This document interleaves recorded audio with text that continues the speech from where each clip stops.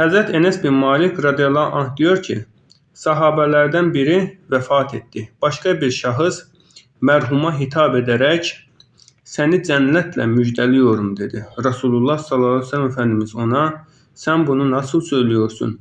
Halbuki sen işin hakikatini bilmiyorsun. Belki de o faydasız ve boş bir söz söylemiş veya vermekle eksilmeyen bir şeyde cimrilik etmiştir. Mesela ilim öğretmek veya bir şeyi ödünç vermek yahut Allah'ın razı olduğu yerlere mal harcamak gibi. Bunlar ilim ve malı azaltmaz. Yani böyle bir hususlarda eksikliği olmuştur belki diyor. Hadis-i şerifin izahında buyuruluyor ki, hadis-i şerifin maksadı şudur.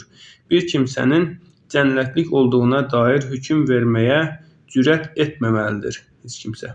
Elbette şu kadar vardır ki, salih amellerden dolayı da ümitli olmak gerekir.